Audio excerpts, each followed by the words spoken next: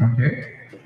So you can decide to say, okay, I'm happy with what I've said in that statement, and I have nothing more to say. But I'm going to call witnesses. Or I am not going to call witnesses. Do you understand that? Yes, my lord. All right. So that is option number one. So keep that in the bank, and then we'll come back to it later on. Okay? So, all right.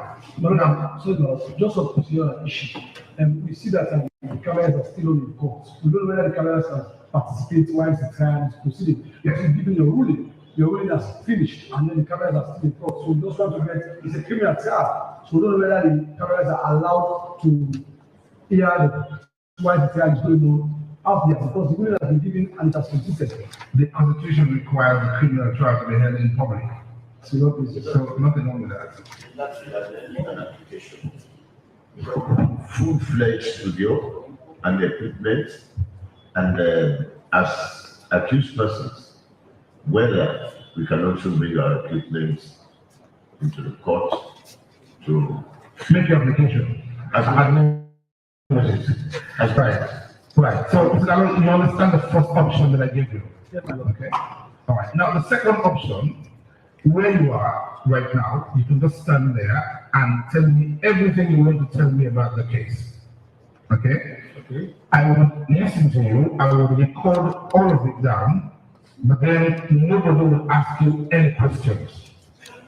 Okay? So you just explain what is going on, and we will still consider what you have said. So that's the second option that you have. Okay? Now, the third option you have is you can decide to say, I'm going to come into the witness box and I'm going to testify in the same way that the witnesses for the prosecution have testified. Okay? The difference here is when you come into the witness box there, the prosecutors will ask you questions, they will cross-examine you in the same way that your lawyers were cross-examining the witnesses for the prosecution. Do you understand that? Yes, my lord. Right. Now, there's something else I should let you know. If you stand where you are and just explain about the case, the weight that I will put on that evidence will not be as if you are in the witness box, for the simple reason that that evidence is not tested by cross-examination. So I will listen to you, but I might believe you, I might not believe you. All right, that is what that is for. Now, if you come into the witness box here, where you take one of those books, you swear on them, and then the prosecutors ask you questions, the law requires that I evaluate that evidence in terms of whether I believe you or not, in the same way that I evaluated the evidence of witnesses for the prosecution. So, in other words, I look at them and say, well, I believe what Mr. Nalo is telling me, and I disbelieve what the prosecution witnesses have told me. Or alternatively, I can say, I don't believe what Mr. Nalo is telling me, but I believe what the prosecution witnesses are telling me. But essentially, you need to understand the difference between the two. That will still record where you are, will still record in this witness box. But the evidence that you give in the witness box will carry more weight than one that you give standing where you are. And then with all three of those options, you have a right to still call witnesses, or to decide that we are not going to call any witness. Okay, you understand those points? Yes, so these are the three options that you have, of which the law requires that I address it to you and ask you to make a decision, of course, subject to whatever advice your counsel gives you. Okay, you understand those? Yes? Yes, I do. Okay. Can I ask a question, please? You're giving me three options. Is it the case that they choose all three options, or I have it's only one or two? No, you only have one out of the three. So it's A, B, or C. Because that's the way the statute, the Criminal Procedure Act says we should go about it. But with all three options, you have a right to call witnesses. Even if you are coming into the box, you can call a witness. Even if you're just relying on the statement which you gave to the ACC, you can call a witness. If you're standing there, you can call a witness. All right? But you only have one main option, and then the witnesses can come in. Thank you.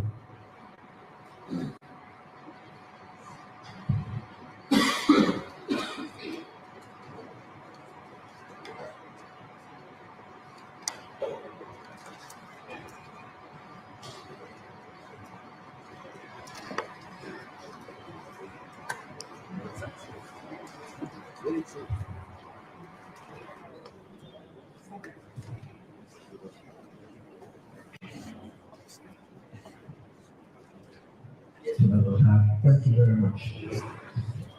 The instruction of the client is that. No, I can't hear from you. Oh, okay. It should come from him. Yes, no, I was just going to say that he's ready to be put to the election. Yeah, but it has to come from him. Yes, he's ready to do that. That's what I said. Okay. Mr. Nalo, again, I need to make sure. Have you had advice from your lawyer? I've just consulted a lawyer. No, I just want to know that. Have you had advice from him? Yes. Okay.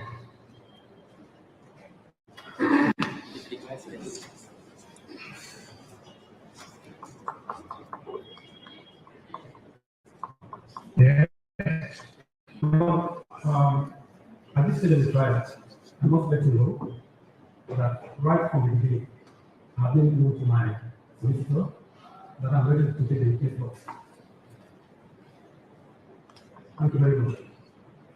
Okay. And I may call it meeting. And call witnesses. And let me just let you know, as I've just said, just to remind you, that the evidence will carry the same weight as the evidence given by prosecution witnesses. So it doesn't mean I treat your evidence any less than I treat their evidence. Thank you. Yes, thank you.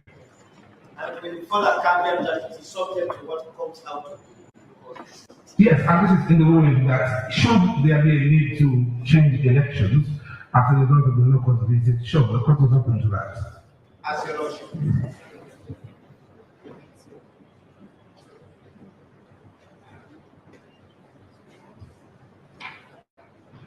Right, Mr. Sumastana, please. Right. Mr. Suma, I know you've had this all before, but the law says I need to tell you. All right? In the criminal trial, we must follow the law as it is. There's no room to change things around. Okay? Yes, my lord. So, what the law requires is that at the close of the prosecution's case, I must immediately put you to your election. Now, there's been a no case submission, which has taken some time to complete, but notwithstanding, the law requires that I do that. It's in the Criminal Procedure Act. Okay? Yes, my lord. So, having said that, the law says I should ask you and give to you three options that you pick one of those options. Now, option number one, you can stand where you are and just explain everything you want to explain about this case. I will note it all down, and when I consider a verdict, I will look at it, I'll take it into account with all the other evidence that is before the court. Yes. Okay. That's number one. Do you understand that option? Yes, my lord. Okay. Now, option number two, you can decide to say, I gave a statement to the anti-corruption at the start of this case. I'm happy with that statement. I've got nothing to say. Because you do not have to prove anything. It is the anti-corruption that have to prove their case against you. They have the burden to prove the case against you. So you're not obliged to even say anything in this case, but it's a matter for you. So you can simply rely on the statement that you gave to ACC and say nothing more. Okay? That's option number two. Now, option number three, you can come into the witness box there, take one of those books, you swear on them, and then you give your evidence in the same way like the other witnesses for the prosecution have done. Now, when you finish giving that evidence, the lawyers for the ACC will ask you questions in the same way like your lawyers were asking questions of witnesses for the prosecution. Do you understand that?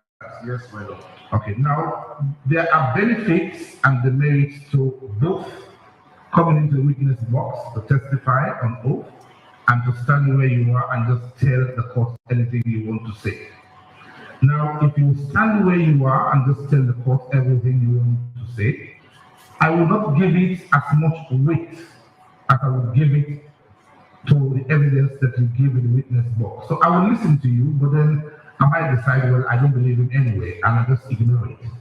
Now, if you come into the witness box and you testify, because of the fact that the prosecution will be asking you questions, the law requires me to take that evidence in the same way like I would take the evidence for witnesses for the prosecution.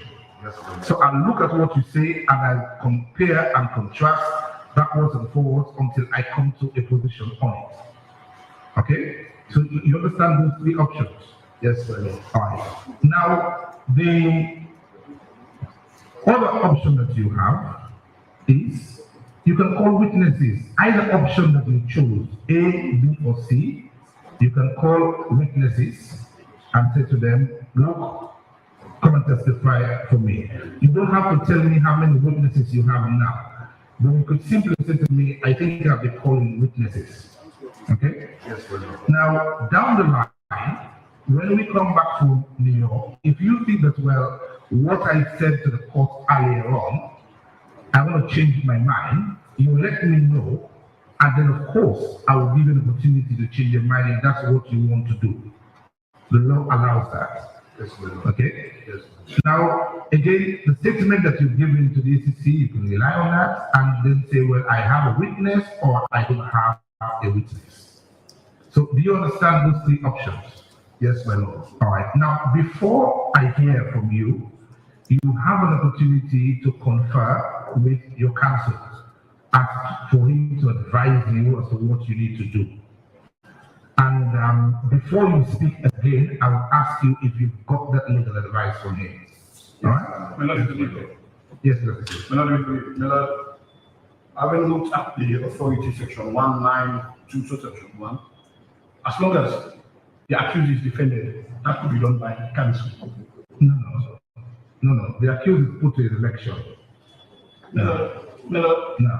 As long as counsel. No. I go through the. No, I have gone through it. That's why I went upstairs to consult and to look at it. I've looked at the authorities. No, the accused must be put to his election. I've looked at it. It's not just 192. I've looked at 192 to 194. No, as long as the accused is defended. I have ruled on it. I'm not going to entertain it. The accused can get advice from counsel, but it is his trial and he needs to decide which way he wants to go subject to advice. The authority is saying as long as the accused is defended, I've seen counsel can do it. No, I've looked at the authorities as well. That's why I went upstairs. The several authorities on the point. It is the accused that is put to his election. I know what you say in the CPA, but the 192 to 194 gives the accused the right to put to his election. The authority 192 is very clear on this point. Yeah, but there are several case law right up from the Supreme Court. This is the authority of the Bible. So the Supreme Court has happened that you say no? No. It is where no. accused is only represented. No. That is where I have ruled on it. No, I'm not going to rule on it again. I've ruled on it. No. Maybe taken out that you made a ruling on it. Yes, I have. That's what I've ruled on it. Are you going to take me on the objection? No, I will not reopen it because I've ruled on it. No. I have not made my objection, and no, I will not reopen it because I've ruled on it. I've gone upstairs, I've looked at the authorities, I've looked at the law. Make the objection, No. and now you have ruled on it, my lord. And I've said, no, I'm not going to reopen it. No, I'm not reopening it. All the authorities that I saw from the Supreme Court down to the Court of Appeal and the High Court requires the accused to his election. You can advise him, it's the same thing. It doesn't make a difference. Yes, my lord, I can do it for him because he's represented, my lord. No, he's represented, I know, but the accused must be put, the opening salvo is the accused must be put to his election. My lord, and No, Mr. Fischer, no. I'm the lord, counsel who is representing the No, can rightly so answer pursuant to section 190. Mr. Fischer, I've ruled on it, I'm not going to My reopen it. lord, I will make my application. I've ruled on the point, I have had what everybody said, I went upstairs, I took the CPA, I ruled on it, and that's it. No. May I be favored? May I be favored with the ruling? No. I've ruled on it. No. The law is very clear. I've ruled on it. You know, the accused is here, he can speak for himself, his counsel does not need to speak for him. The authority is here. This is the Bible. And the Supreme Court has decisions I've looked at. You've not seen the ruling. When You've not seen it. You've not had the ruling. No, I'll finish with this. Yes, Mr. Suma. So, Mr. Suma, I will say that you're free to consult with your counsel on the options that I have given you. But the law is very clear that I should hear it from you. That's why I've invited it to you. Okay? Yes, my lord.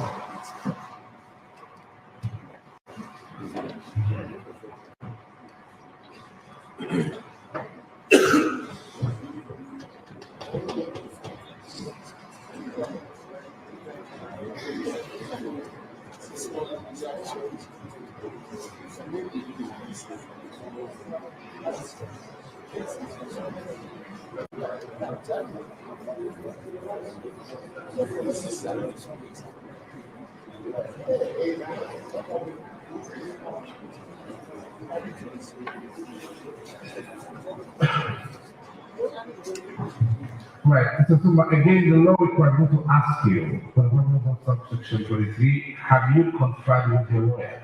Yes, my lord.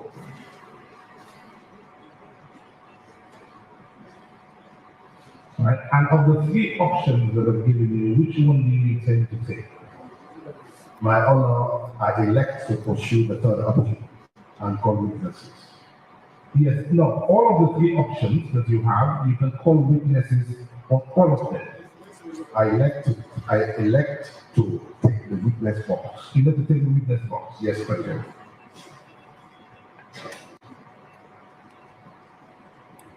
Right, let me just remind you again that when you testify in the witness box and you take one of those books and you swear on them, the evidence has the same weight as that given by prosecution witnesses. Yes, my lord. All right, so I'll look at it in the last. And then you say you're going to call witnesses. Yes, my lord. Okay.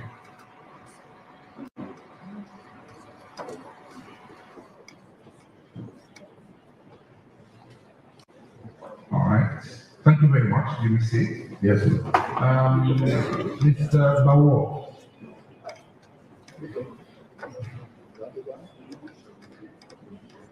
I know you've heard what I've said, but I still need to go over it again with you. Okay? Now, the law requires that everything we do in a criminal trial must follow the legal process. So, the CPA, that's the Criminal Procedure Act, requires that at the close of the prosecution's case, I must put you to your election.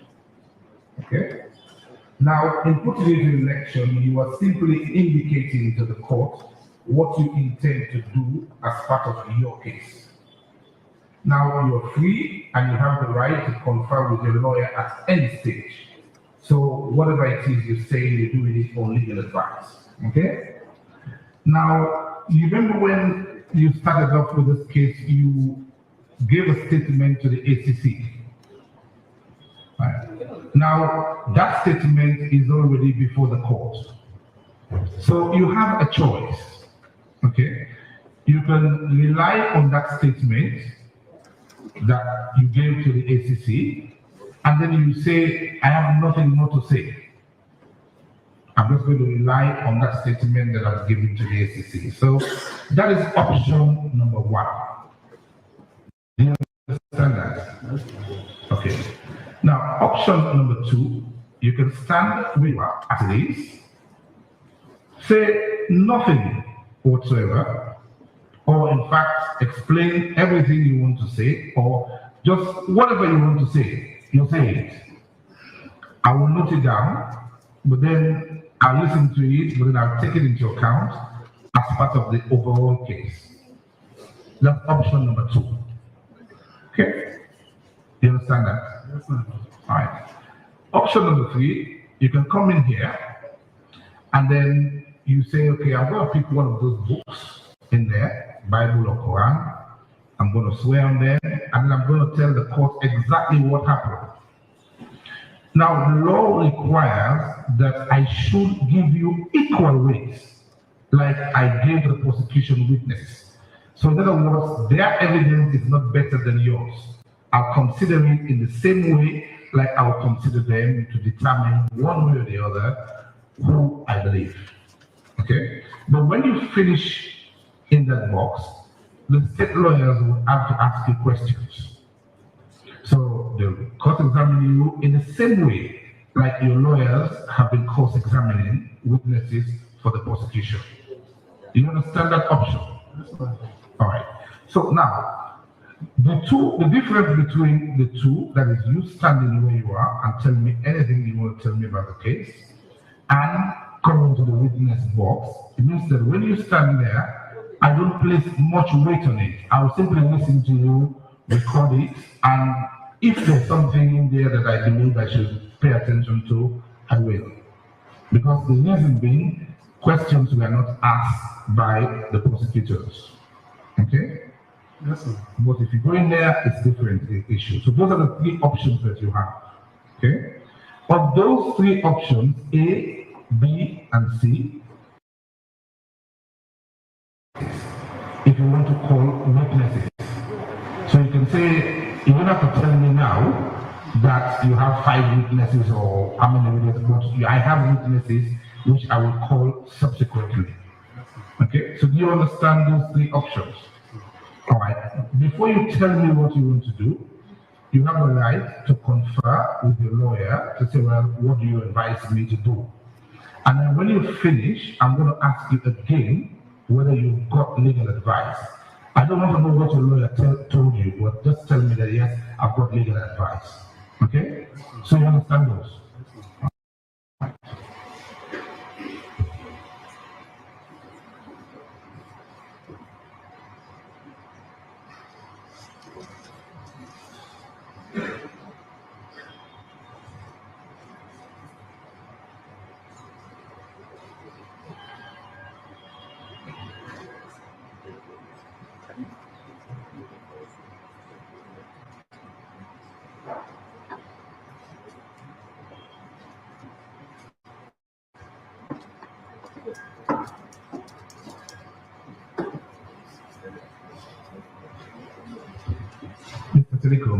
I think you should be planning what to do.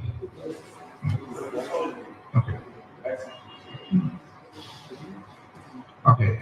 Now, Mr. Bow, have you had legal advice from your counsel? Yes, sir. All right. So, of those three options that I'm giving you, what do you intend to do? The third one, I want to take with a proviso, sir, that I have witnesses. Sorry? I have witnesses. I have planned to get witnesses from America. So I intend to request from the court to fund their trip from America to here and from here to America. Right. Now, your witnesses do not need to come here because we can arrange video links where they can testify via video links. So it saves cost. But when we're done, the registrar will tell you what to do. All right? Now, you say you have witnesses to call, yeah? Yes, sir.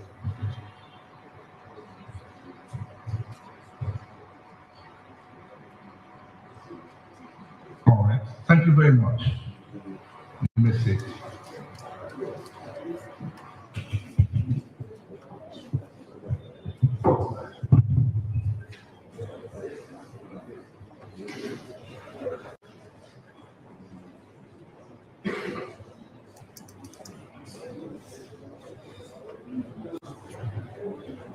Right, Dr. Kamara, good afternoon.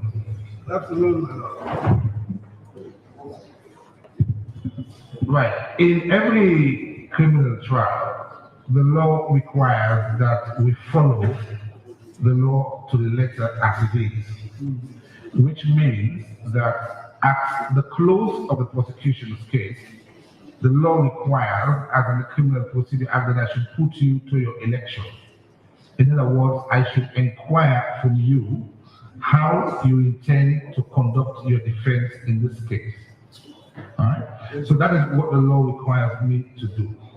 Now, of course, you're represented by counsel, so you're free at any stage of the process to consult with your counsel and get legal advice from them. Okay? All right. So now, remember when this case started off, you had statements taken from you at the ACC. Yes, ma'am. All right. So you can look at those statements and say, okay, I've given those statements to the ACC. I'm not going to say anything more. Because it is the prosecution that brought you here that have the duty to prove your guilt in this court. You don't have to prove anything. Okay? So you can simply say, I've given my statement and I say nothing more. Case closed. That's option number one that you have. Okay? Yes, You understand that option? I do. Okay.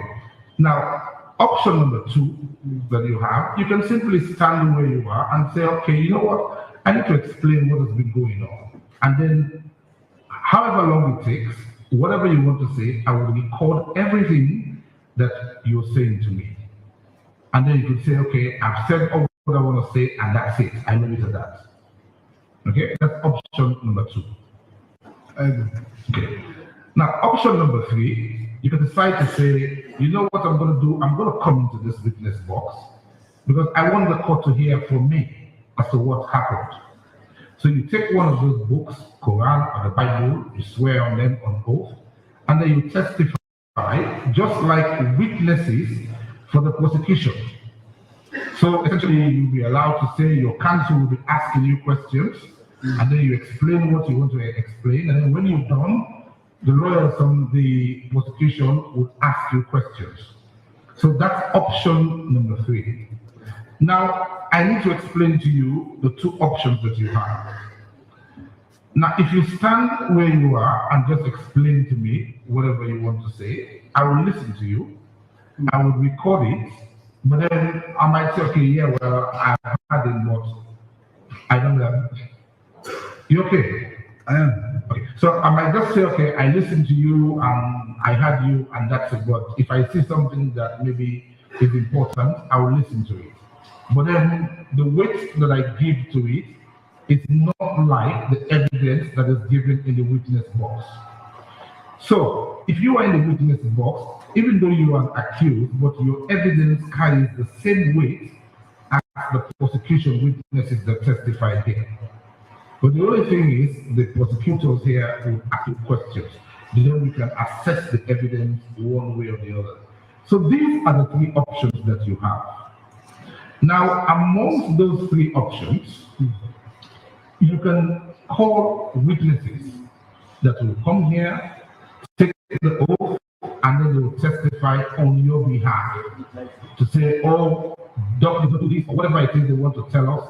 And then when they finish, the prosecutors here will ask them questions. And then we will take all of that evidence in the round and consider it with whichever option that you choose to determine how to go about the verdict. Okay? Yes. So the important thing here that you need to remember is there are benefits of taking one option and there are demerits of taking another option. But then what you do, you confer with your counsel who will advise you as to what you wish to do. Okay? Now, when you're done, the law requires me to ask you again if you've had the benefit of legal advice. So you understand those options? All right. So you're free to confer with Mr. Kagwe.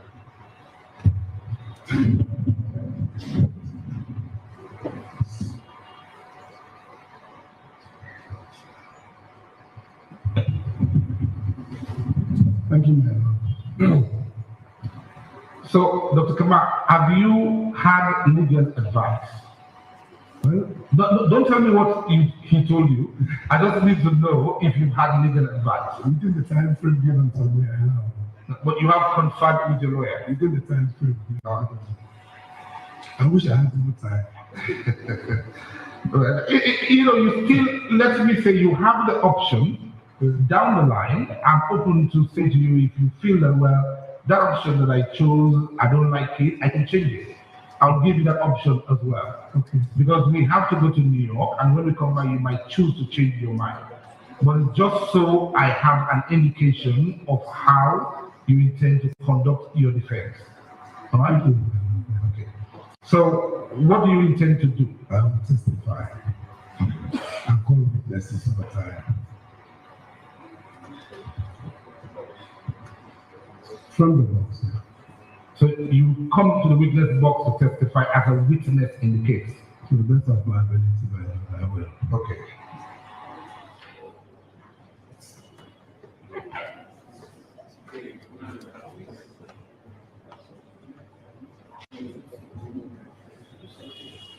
Now, just so you know, that evidence that you give is the same. We're not looking at you as an accused when you're in that box.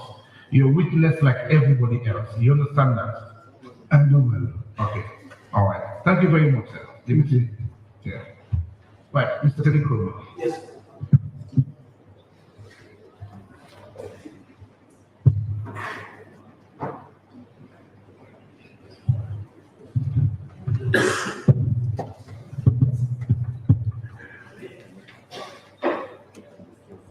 The client online. Yes, you have called him, and he has been following the proceedings. All right.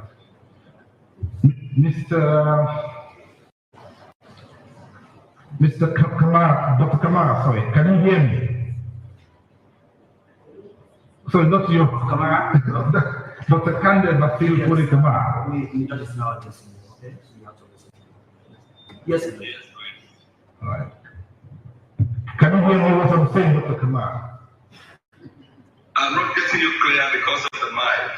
All right. But can you hear me now? Yeah, I can hear you. All right. Now we're at the stage of the proceedings where the law requires that I need to put you to your election to decide how you want to put your defense in this case. Do you understand? Yes, my lord. All right. So the law says that I should give you a number of options. Now, I'm going to give you those options, and I'm going to explain to you what those options mean. But when I'm done, you are entitled to confer with your lawyer to get advice from him as to which way you intend to go. Do you understand that? Yes, my lord. All right. Now, option number one, you remember when this matter started off, the ACC did take a statement from you. Remember that? Sorry? Do you remember giving a statement to the anti-corruption? Yes, my lord. All right.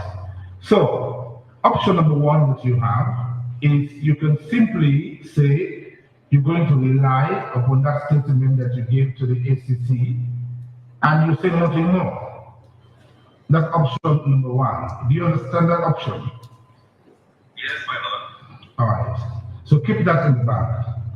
Now, the second option you have is you can swear on oath, take one of those books, Bible or Quran, and then we'll get a video link out for you to make sure you have a Bible and a Quran, and then you can testify in your own behalf.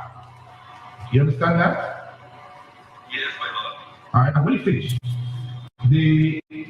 Well, whilst you're doing it, your lawyer will ask you questions.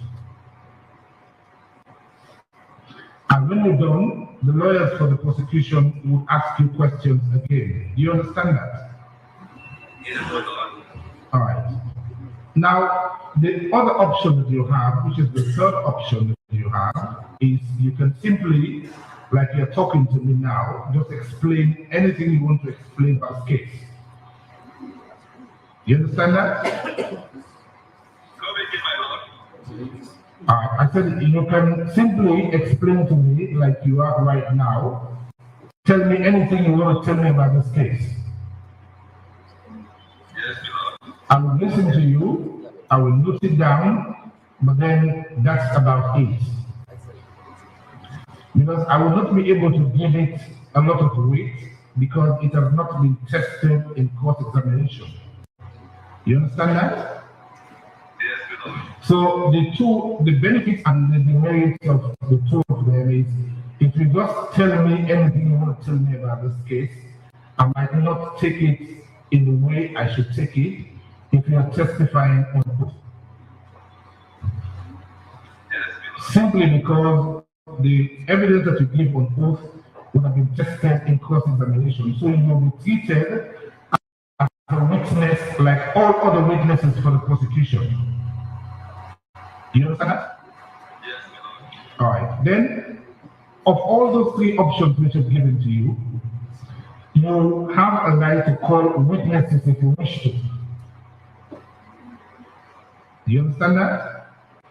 Yes, Lord. So either option A, B, or C, you can call a witness to come to court here or to testify via video link on your behalf. Do you understand those three options?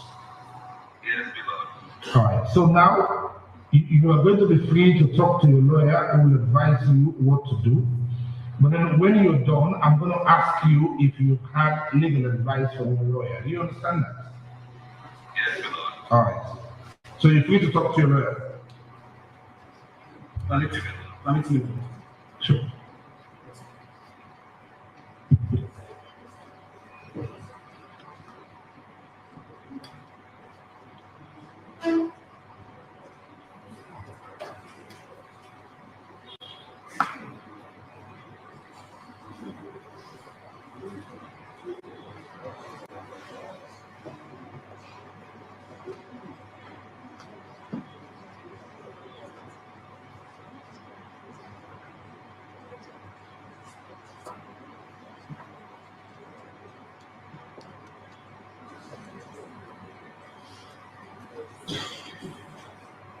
Yes. All right. Dr. Kabar, can you hear me? All right. Now, have you had legal advice from your counsel? Yes, Lord. All right. So, of those three options that I gave you, which one of those options would you elect to choose? The second option. Which is what? The second option. Which option? Which of the three? Tell me. The second option. What is the second option? Testify. To testify on the oath. Now, do you have any witnesses that you wish to call? Sorry, Lord. Do you have any witnesses that you wish to call? I may, my Lord. Are you saying you may call witnesses? Yes, Lord, I may call. All right. Now, what I want to say to you is this, that in as much as you've chosen these options now, you're free, following the visit in New York, to change your mind. And I'll accommodate you on that, okay? Yes, Lord. All right. Thank you very much.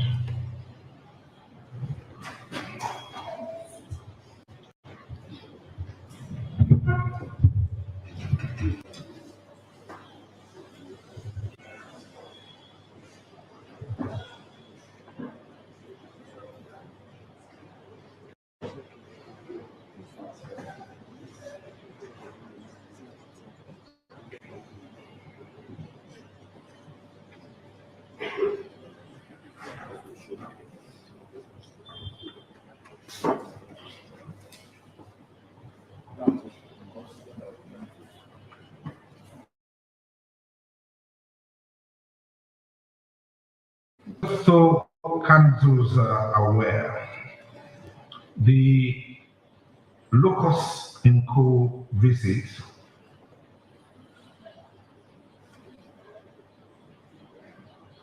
is likely to be done between the 1st and the 8th of March. The 1st and the 8th of March.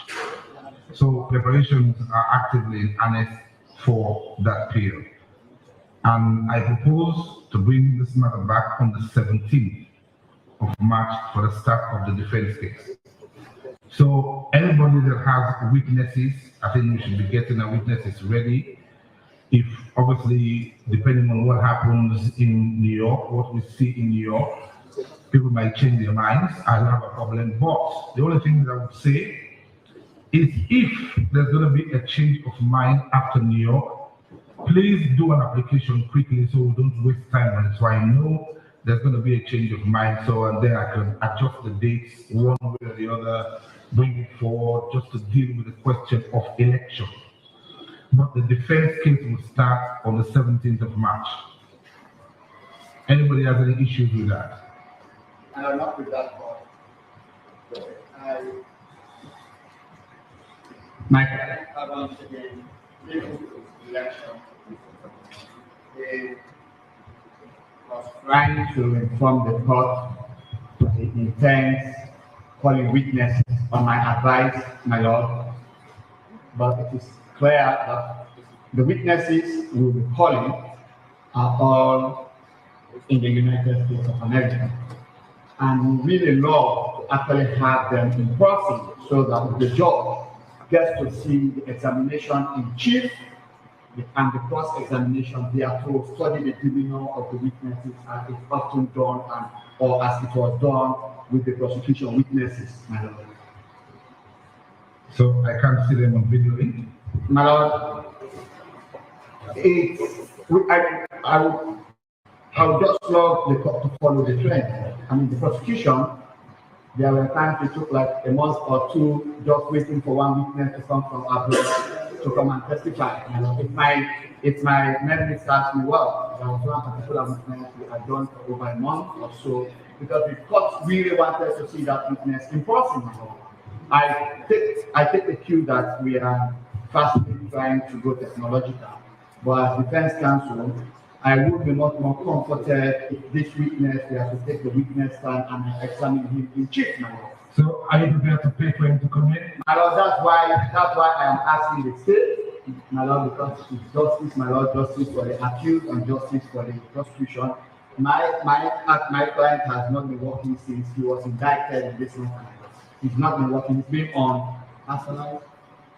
He's been on 50% of what he needs to handle. Well, now you see, it's a give out. Why? That's another reason why I want this matter over and done with.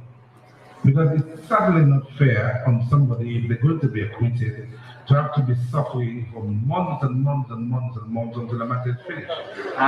You know. But then if you're saying to me that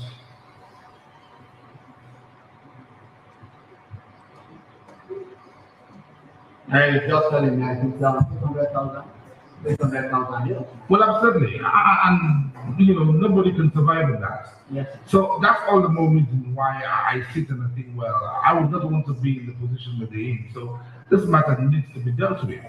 You know, I mean, people need, because already they've lost a lot by being in court. So we cannot ignore that. But that said, if you are saying to me that you want the witnesses to come here, then you need to give me the legal basis for the state to foot the bill. My lord, we will endeavor to justify why the state should. My lord, if you look at our jurisdiction, my lord, we operate on a legal aid basis, particularly when an accused person is impecunious. My lord, speaking from the bar, I am doing this matter pro bono because this accused person cannot afford my services. And God will bless you abundantly. Yes. And I know because he cannot afford my services, he definitely cannot afford the means of flying a witness from America to come and testify at his day. Now, all the reasons why the state, being a person is interested in justice for the state and justice for the accused under its peace. The accused rules under the peace of the state. That's why the state should afford us the opportunity by funding our witness to fly in and come and testify. Now, a criminal matter of this nature is something we take very serious as defense, me in particular, because we don't know the end product of it. We know the end product of it. If you get the sweetest word in the world, not guilty, you go sleeping. If you get the most sad word of guilty, your entire life is put on hold. So there is no amount of financial investment that will match human liberty. And that's all the reason why I am pleading with this court manual to afford us the opportunity to present the best of defense in this case. Right. Well, let us put it this way. I can only imagine that Mr. Maximo might have something to say about that. But what the law does require is if you cannot afford to pay for a lawyer, the state will pay for it.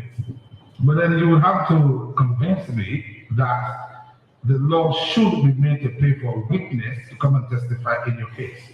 But there's no precedent for it. My lord, in the same vein, I am not sure there is precedent for lawyers for the defense to be funded abroad for a locus income. But on this case, taking the exigency or the importance of the case, the state is going to be funding defense counsel because the accused person is impecunious to fund his own. No. The difference with that is that that lawyer is going to carry out legal representation, albeit in New York. So the state must fund that.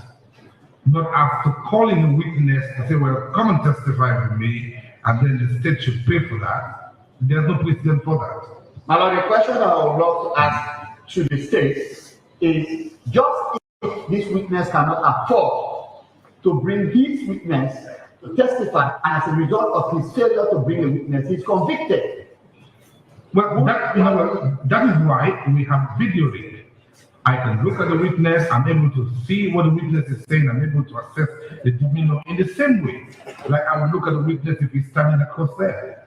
So I take the point. And I take the point. But not to discourage you, Mr. Geva, what I would say, if you believe passionately about it, file a motion asking the those pairs that the state funds the provision or the facilitation of a witness from the United States to Sierra Leone and back. And then, of course, it gives the state an opportunity to respond, and then I will rule on it. That's the best I can do. All right. Mr. Massimo, I guess you have something to say about that.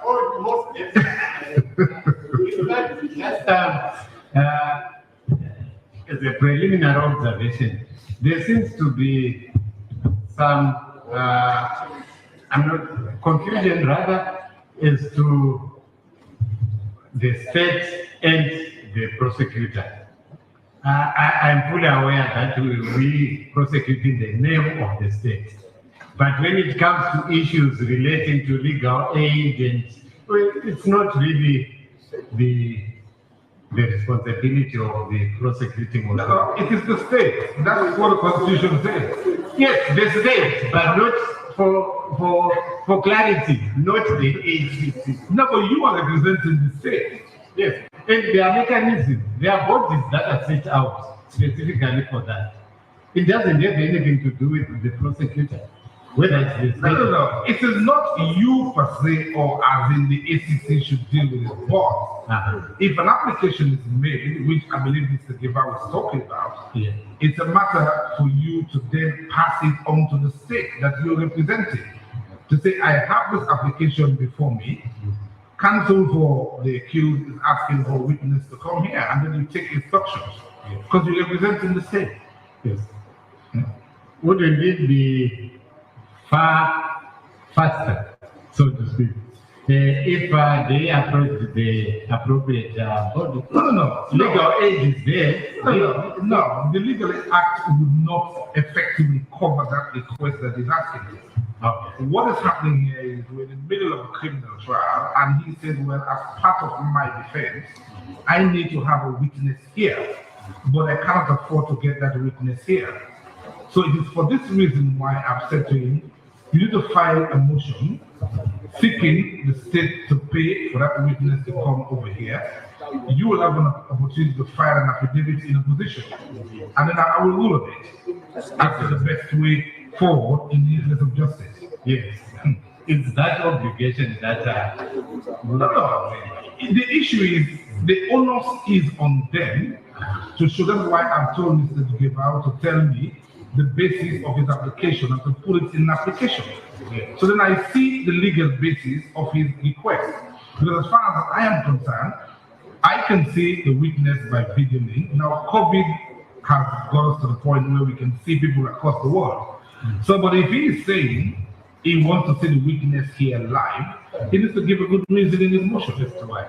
So, and then of course, you will have an opportunity to respond to anything that he says. So this is where we are, and this is why I've not said anything about it until he files, and then you'll have to explain the reasoning behind his filing. Right? And of course, if that is the case, then arrangements can be made, or if there's a ruling to the effect that the state should pay, then we'll take it from there. Is right? Okay.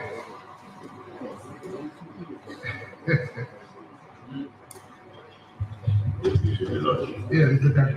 Just a lot. At this point, I want to just inform the court that I will be going on the New York trip. And in that regard, I wonder whether you could vary. Was it an order that was given us to the people going to New York to have our friends on the other side assist in securing the visa? Well, I think that is subject to the previous ruling, but then I also gave a ruling yesterday, which I ordered the master to forward it to Foreign Affairs and to get necessary applications dealt with. As Lord, You want a copy of the ruling, the registrar will give it to you. yes, my Lord. But that was sent yesterday. Okay, my Lord. The next issue is whether the cameras are now a permanent fixture in these courts when this trial is on, because You also have your own. we have our own, yes, my Lord, that we would love to bring, given the opportunity, my Lord. And we broadcast, we really broadcast worldwide, my Lord. Well, it's, look, put it this way. A decision was taken Yes, my Lord. that this ruling for transparency purposes needs to be broadcast. As to what happens after today, I cannot say.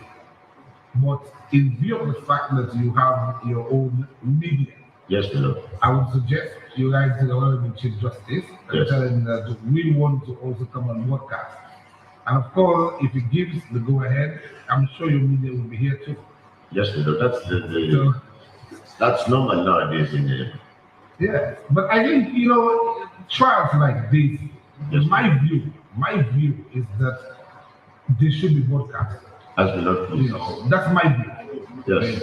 That everybody should be able to sit in the comfort of their homes and observe what is going on in the court. Yes, my Lord. And that's a very powerful campaign weapon for us. Well, whatever that might be, I don't know. But all I know is a trial should be published so people get to know. I mean, you have court TV in America. Yes, my Lord. Yeah. So I think this is why we should not have court TV here. We should write to the CJ. Yeah, write to the CJ and ask him to say, look, I have my own media, whatever your media is called, I don't know. But I'm sure he will consider it. That's my Lord, please. Right? But for today, the cameras are only here for today. For the ruling. Yes, I have got nothing else to say that they will be here on the next agenda. And that's a landmark ruling, my Lord. Well, I mean, we just have to deal with it, and to let the public understand what's going on. As my Lord, please. But my Lord, you will still need to perhaps emphasize the fact that nobody has been convicted, nobody has been found guilty. Because for us in the political arena, these things can be twisted. No, yes, and I entirely agree with you, and this is why you would have noted that at the start of this ruling, I indicated that at paragraph 5, that nobody has been convicted. This is not about guilt or innocence. It's simply about whether the prosecution has established a case. And that's why I went into length to say, at the end of the day, the prosecution has not established a case. So nobody should be going out there to say, oh, guilty or not guilty. No, we've not reached that stage. What's your You know, and I'm sure members of the press understand that we've not dealt with guilt or innocence today, and I do not want to see anything about guilty or any of that in the papers. But I'm not worried about the papers anyway, but I'm worried about the social media. As the Lord pleases. You know, and those who are in the habit of giving out misinformation on social media about people being guilty when they've not been found guilty, if you're caught, you know, it won't be nice. As the Lord pleases. So I hope people understand, if you're going to make comments about the case, be accurate. Nobody has been found guilty. We're just here today to look at what the evidence is that the prosecution has given. I've been very clear that the test we used was not beyond reasonable doubt. Just a basic test that is there a case, yes, there is a case. We'll continue. As the Lord pleases. Right. And I think those who are wise enough understand that. Last thing, my Lord, on behalf of the defense, perhaps we want to have hard copies of either hard or electronic copies of the ruling, sir. Sure, you get hard copies of it. It won't be today, I'm afraid. I would love to give it out today, but it'll be tomorrow. As the Lord pleases. So if you have a talk with the registrar, Anne, Yes, you're there. Yes. Okay, sir. Yeah, if you have a talk with the registrar, he will get copies of it available, and then I might just, those who supplied my email, forward these soft copies. As the Lord pleases. But I'm not promising, but I just might. Thank you, Lord. But I will take it now that the adjournment to a week's time is No, that is dispensary. We're back on the 17th of March. As the Lord pleases. For the defense's case, and in between now and the 17th of March, the notification will come out. We need to go to New York and come back. As the Lord pleases. And when we come back from New York, if there's any applications that need to be made, Mr. Guevara, I'm thinking about you. You need to make that application, so we'll deal with it before the 17th. I will not want to come on the 17th, then we'll say, well, oh, you know, I have this and that. No, so let's deal with it. And Mr. Mansibo, the same applies to you as well. If there are any issues that you wish to raise after New York, I am going to reopen my case where I need to have those motions before the 17th so I can deal with them. All right? But if there are none, that's fine. We'll come, the defense starts their case, and that's it. That's one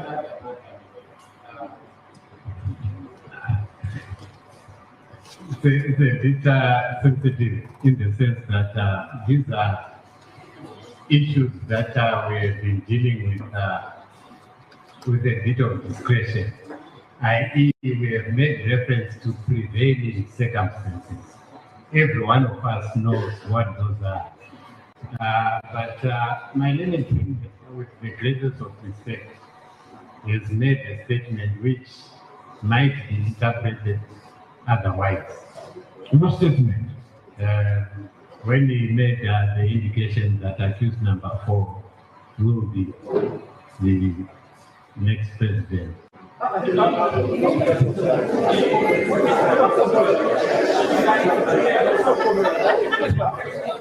a minute. Why did you guys pound on me? I just want to assure.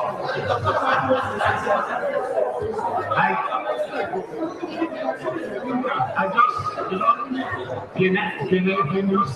My lord, can I be allowed to finish my Hold on, hey. Gentlemen, please.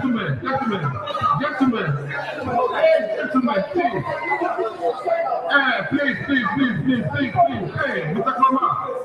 Komon. No, please. No, please. Hey, gentlemen, please. Come on, this is a call. No, hold on, Mr. Komon. 1 second. Hold on. Look. let's not descend this place into some gutter or junk gutter. There's a simple, the lawyer is making an issue, is saying something that concerns him, right? And it's addressed it to Mr. Kagbo. And I expect to hear only from Mr. Kagbo. So please, let's just maintain the decorum. Mr. Wilson, I think you want to say something. For one or two reasons, I've kept quiet throughout the day. But I too found it unnecessary for the statement to have come from my learned friend, for whom I have the greatest of respect. My Lord, this is a court of law, and this is a criminal trial, and nobody is above the law. I know that only His Excellency the President, while in office, cannot be brought to justice. My Lord, my learned friend Masibo and I whispered together that making that statement might send the wrong message. And I have seen, unfortunately, a demonstration, not by the public, but by our colleagues, who, when this, my friend, my other friend, made mention of the fact that that was unnecessary. It was jumped at. My Lord, I never like to join into political issues. I've always kept the distance. But my Lord, the public is there. And some members of the public may see us as not doing our job, but going after their leaders. So I think it behoves all of us to, especially when we're in court, maintain an atmosphere that will not send the wrong message. My Lord, I know that perhaps I am far gone in age, but I would like to live this world in a peaceful way. These are not normal circumstances. We all know what the circumstances are. My Lord, I would plead that we keep the political issues out of court. Thank you. Please, my Lord. First of all, let me start by assuring Mr. Matsibo that the gentleman is not going to be president of Zimbabwe. And in terms of trying to put a fetter on council, that can only be done by your lordship. And when I raised the issue, my Lord, it was as harmless as in the way it was brought up. For our learned colleagues on the other side to take umbrage, I think it's unbecoming of the prosecuting bar in this case. I don't think that issue is in doubt, Lord. We are confirming reality here. But I think Mr. Kagbo, on a serious note, I think the considerations that Mr. Mason has raised are serious. You see, we have people who are very gullible. We have people who believe what they want to believe, regardless of what the truth is. This is the court. So far, I've tried to maintain this trial on the law and not on any other consideration. And I'm going to continue to do that. But in the same time, we have to bear in mind, which I said, bear in mind what is going on outside. But that does not mean that we need to feel the anxieties and the excitedness that is going outside. Because what we certainly do not want to do is to politicize the courts. You are very senior counsel, and you know as well, even from your time as Attorney General, that the courts ought not to be politicized. So it is not a political trial. Yes, we have regard to considerations outside, but we're simply looking at what is before us by way of evidence. And that is the message that I prefer to see outside. Whatever happens outside, that's an issue for another day. It's not consideration for the court. So we need to be careful about our utterances, because then, as Mr. Mason quite rightly pointed out, there are people who will misconstrue what you said. I mean, I did not say anything because I knew it was just an excited utterance from you. So that's why I just focused on the case. But there are people outside who will not understand that it's an excited utterance. So please, let's leave the campaign outside of the courtroom. Let's focus on the law and what is before us. I think that will help all of us. Beloved, I take your admonition in good part. And I assure my learned friends that as long as they keep on the straight and narrow, we'll continue in this. No. We are not going to politicize the trial. So we'll leave it out of it. And this is why, let me make it clear today that, in fact, one of the instructions that I gave this morning, and I'm not going to shy away from that, is that I do not want to see people clad in political affairs in this court. Political garment. I said it very clearly. Because I was against it. I want us to all be in here. You as lawyers have an opportunity to represent your client in the best possible interest.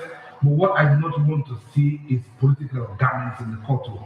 Because then you're going to have other callers coming into the courtroom and then there's chaos. So we need to be mindful of that. As the Lord pleases, sir. As I say, I take your admonition in good part. And let's focus on the law. We'll ensure that focus on what the Lordship. Let's focus on the law. This is a serious matter, and we don't want to get distracted by what is happening elsewhere. As the Lord pleases. And the public needs to understand that here we're looking at the law.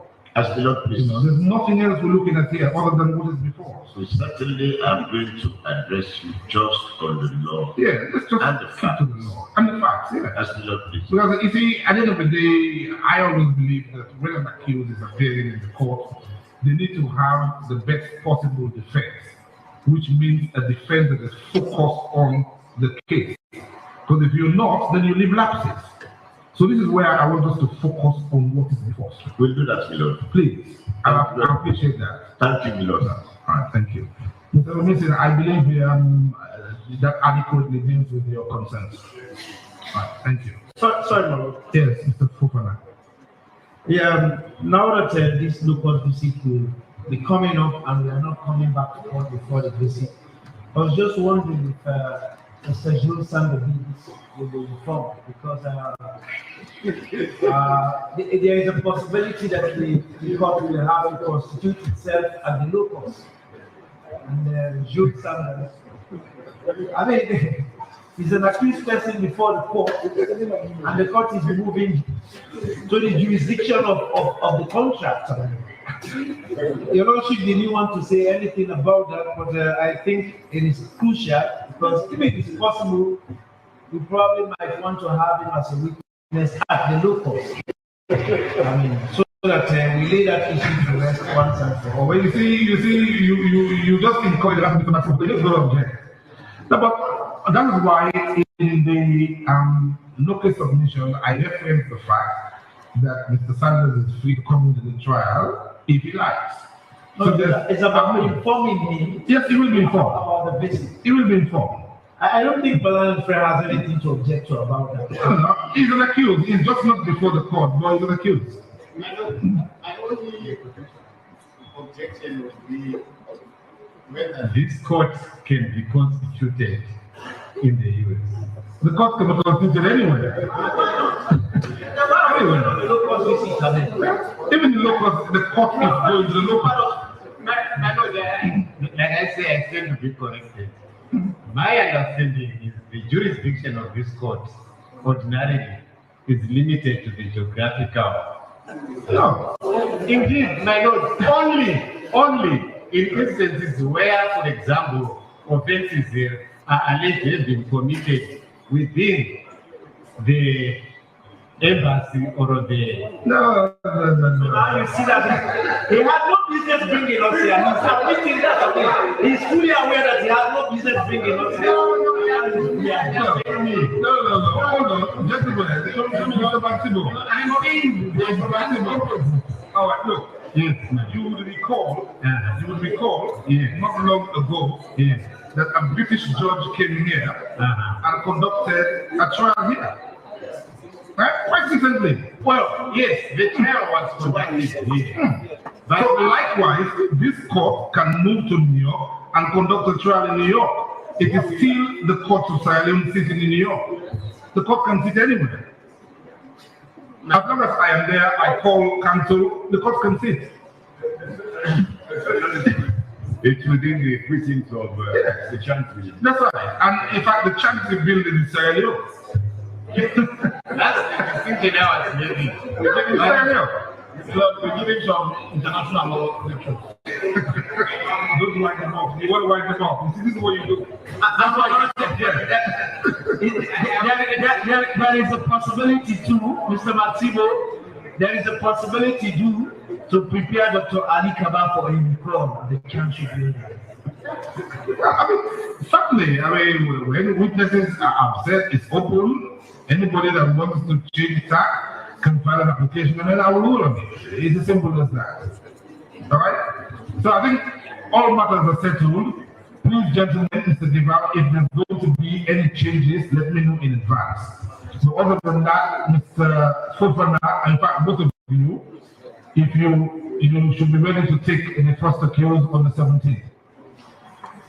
So we'll prepare for that. Thank you very much. Mr. Campbell.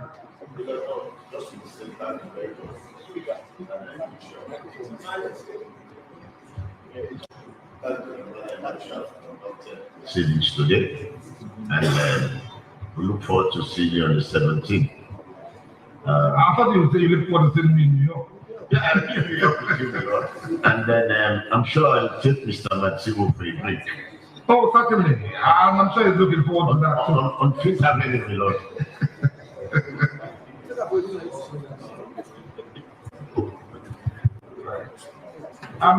Gentlemen, the notices will come out as to the day of convening in New York, but it'll be between that period of time. But don't worry, you've been given advance notice, so you know that it's around the corner. And you see, your other friend Nico Wilson has been very excited about this trip. Mr. Cabo is now going to New York. All right. May I just extend thanks to all counsel that filed the new case submissions. As you can see, without your assistance, maybe I'll still be writing it because it's huge. So I'm grateful to all of you for the assistance given in filing the new case submission, which obviously mentioned the relevant authorities, so it made it easier slightly to get it done quickly. So similarly, we'll be looking to do the same thing when it comes to closing addresses. Right, so please bear that in mind. All right. So we'll adjourn in the first instance to the 17th of March, and then we shall all see in New York.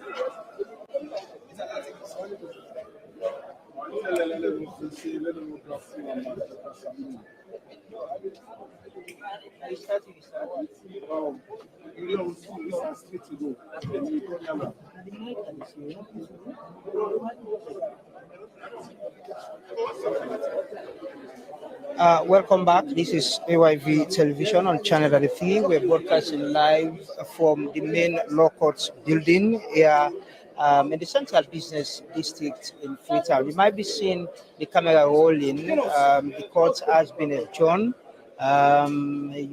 lawyers who were here today to defend their accused. They are up from their seats, preparing themselves to leave perhaps for their homes or their chambers. But it's been a long day. We started here around 11:10 to 11 a.m. and we are still here, with the no case submission ruling. That was what we started with this morning.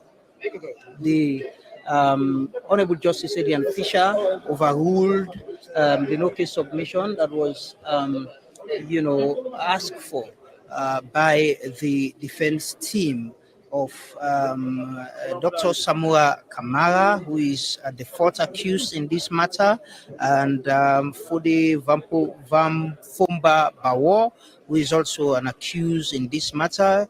The Califo de Suma, Dr. Samura Kamara, the fourth accused, and others who have been standing trial on this matter. They were indicted, just to give a background on this matter that has been ongoing here in court. The Anti-Corruption Commission indicted these individuals for alleged corruption.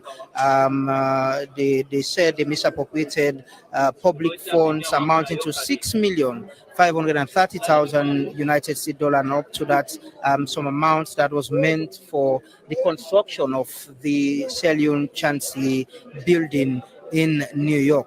But the high-profile individual in this matter is Dr. Samura Matthew Wilson Kamara, who was the Minister of Foreign Affairs. He once served as Minister of Finance, but he's accused in this matter when he was at the Ministry of Foreign Affairs. He's charged with one count of deceiving a principal and one count of misappropriation of public funds amounting to $2,560,000 United States dollars meant for the construction of the Selion Chancery building in New York. These accused persons were arraigned before the court on the 10th of December in 2021. They were indicted on the 21st of November in 2021 by the Anti-Corruption Commission. So the matter has been going on since December. Been coming and going. So today, the Honorable Justice Adrian Fischer of the High Court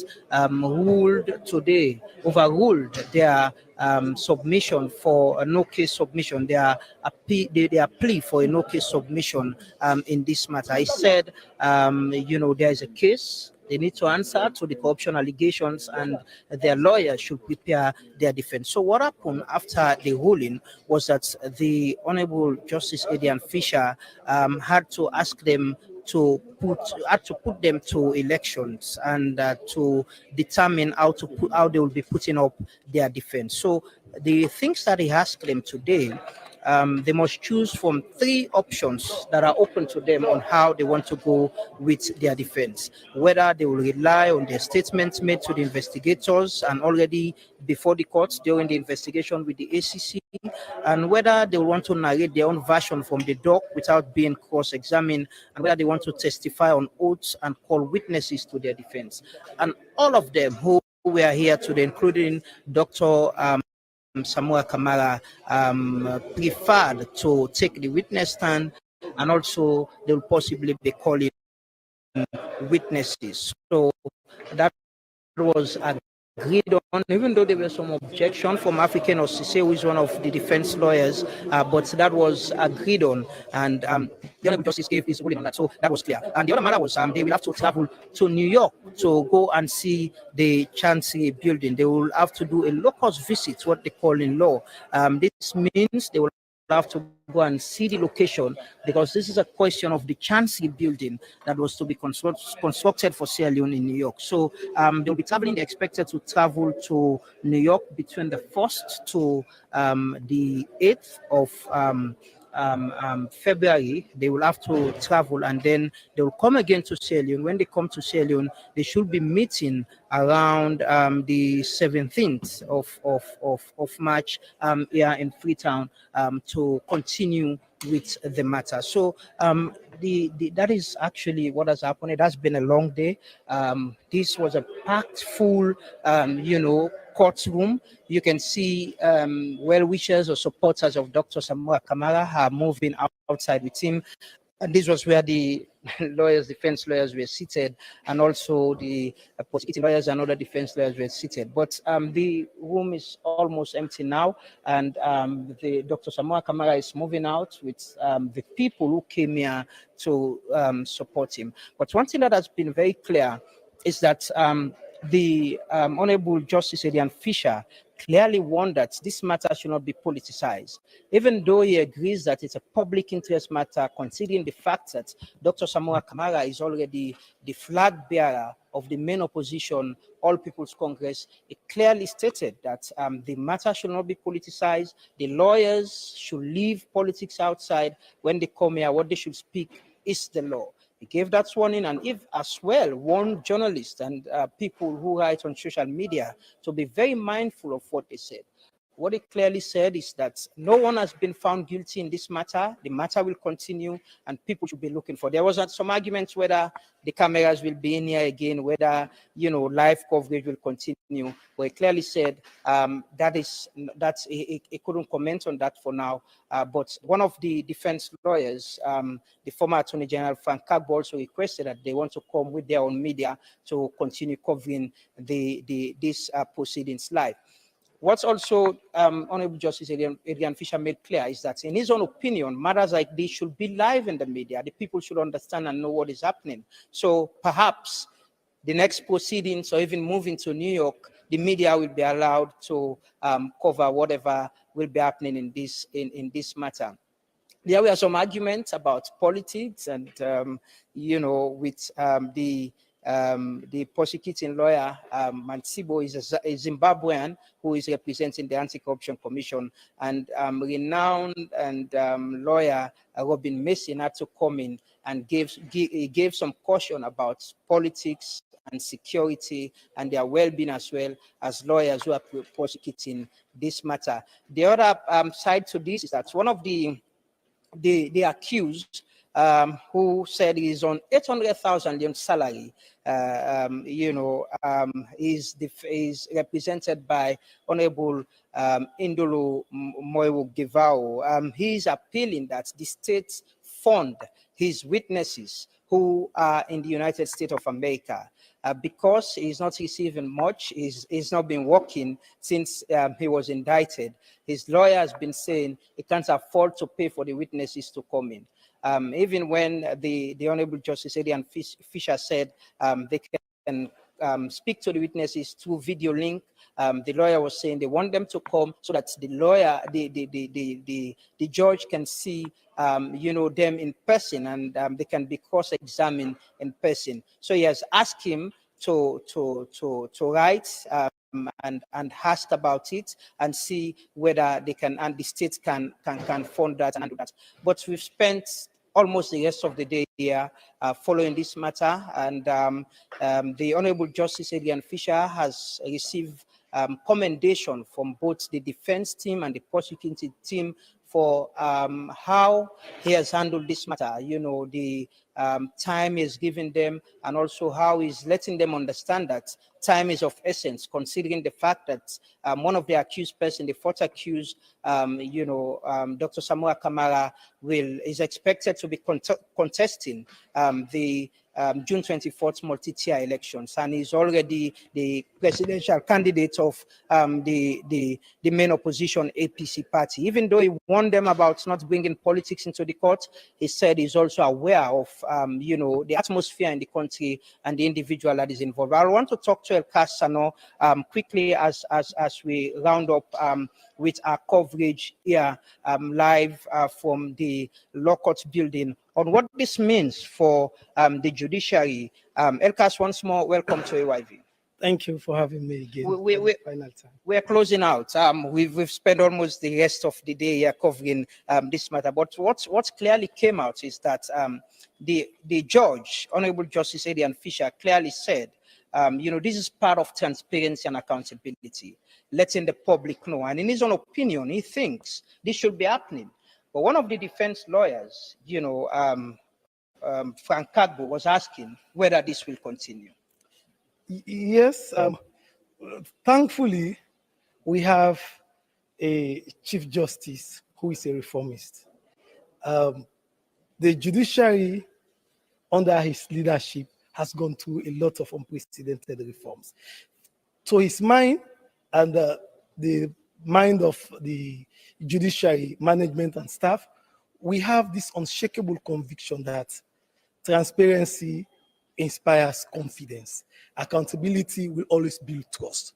So therefore, the vehicle to use as a transmission belt to convey this message is the media, which is why the Honorable Chief Justice invited the media houses, journalists, to come and tell the story independently, impartially, in a very unbiased manner, without giving your opinion, but to stick to what obtains in court. And that notwithstanding, which is why you also hear the judge sending out a message on those who are bent on sending the wrong message, false information, to paint the judiciary wrongly, to send a message that does not befit the status of the judiciary. We are moving forward. What is important here is the willingness. We want to see the judiciary of Sierra Leone becoming an envy within the sub-region, like it is happening now. People are coming from the Gambia, people are coming from Nigeria, other places to come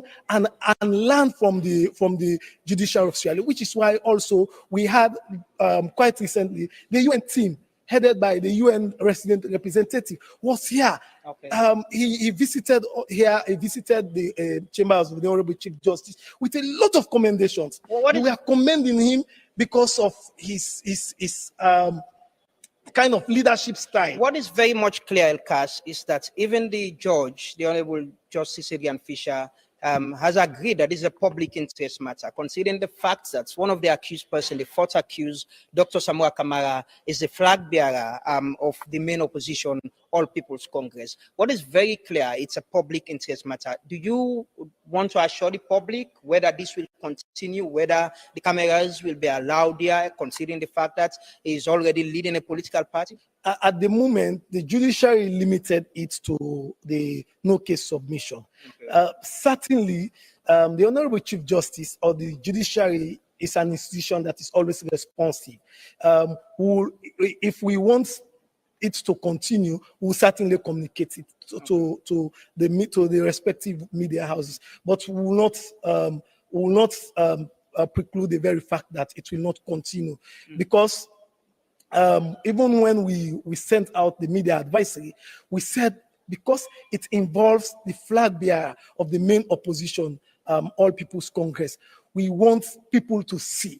We want to disprove naysayers. We want to disprove rumor mongers who over time have held the wrong perception about the judiciary. Okay. And the Honorable Chief Justice is always on top of situation. And the only thing I will say, I will continue to allay the fears of Sierra Leoneans. I will also continue to give confidence in our revered public, to have confidence in the judiciary, to have confidence in the leadership provided by the current Chief Justice, his Lord Chief Justice Desmond Babatude Edwards. Okay. Thank you very much. El Cassano is the communications director at the Judiciary of Sierra Leone. What we should make very clear, and what the Honorable Justice Adrian Fischer made very clear, is that no one has been convicted, no one was found guilty today. What happened today was that he overruled in the no-case submission that was asked for by the defense counsel for the accused persons, including the fourth accused, Dr. Samura Kamara. He said there is a case, they should answer the alleged corruption case, the matter should continue. What we understand is they will be doing a locus, what is interpreted that they will be visiting the scene, because it's the U.S. Chancery Building, the allegation of misappropriation of funds for the construction of the Chancery Building in New York. They'll be traveling between the 1st to the 8th of February to New York, to the preparation between that time for them to travel to New York to see what has happened there, what are the allegations. And afterwards, on the 17th, they will meet here again in Freetown, and the matter will continue. So we'll be following up. Will be if the judiciary thinks we need to broadcast as well to continue this with this matter, will definitely be here. But it has been a day's broadcast, a long day broadcast since this morning to this time. We've been bringing you live coverage from the main law courts building here in the central business district of Freetown. Thanks to the technical and production team. And I have been Amadullah Mwanaba, thanking you very much for listening and viewing on our social media platforms. We know it has been a little bit of challenge with our earlier broadcast, but we'll continue to try to give our best. Thanks for watching and continue to stay with AYV.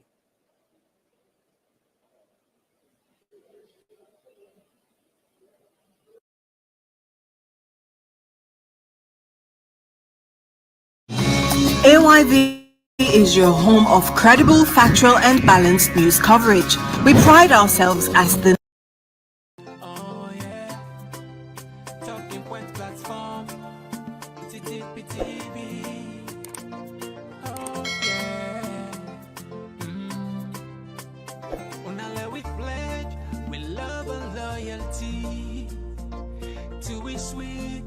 sweet mama salute. Now we all come together as well. For tomorrow, now we go make salute.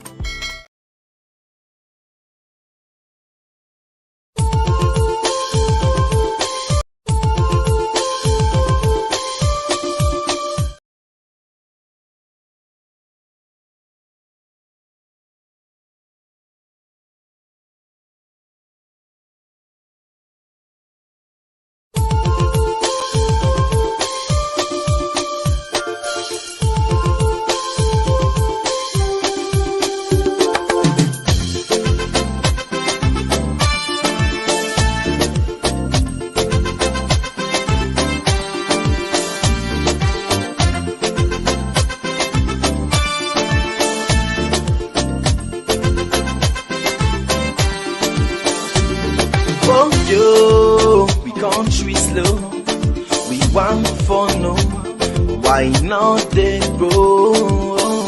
Yeah, hey, we want for no. Wait make we country they go slow. Wait making all they grow. Yes, so I can for sure. Yes, I can for sure them thing them way they make we know they grow. Say now we they die pampo. If I they try for go before, I beg do ya not make us slow? No. If I try for raise the tempo, do ya not make them low? Yes, so if I try for go before, I beg do ya not make us slow? No. If I try for raise the tempo, do ya not make them low? Yes, so before they do them thing now we go make we gladdy, thing now we go make we happy, thing now we go make we country laddie daddy. So we go live in unity. Yes, so before they do them thing now we go make we gladdy, thing now we go make we happy, thing now we go make we country laddie daddy. So we go live in harmony. Yes, so don't we for do them thing now we go make we smarter, thing now we go make we stronger, thing now we go make we nation last much longer. So we life them go better. Yes, so but we for left them thing now we go make we scatter, thing now we go bring palava, thing now we go make we nation well Panambara, make we people scatter. This kind of thing that you talk about, I like them. Thing then like half flavor blabber, political party wahala. Thing them we go make we agba, them put we country pan yakba. Sing along say hey bo, we want for no. Wait make we country they go slow. Wait making all they grow. Yes, so I can for sure. Yes, I can for sure them thing them way they make we know they grow. Say now we did that, yes, so make we show them thing now we go make we kick po, thing now we go make we country go before. Mama, yes, so thing now we go make we grow, thing now we go make we left for go slow, make baby gladdy for Bobo show. Alright, so if I perform, me on perform. To say for gladdy for what you watch. If Whenever they sing, me young sing. We say for gladdy, for dance, you dance. Before they do them thing now we go make we gladdy. Thing now we go make we happy. Thing now we go make we country laddie daddy.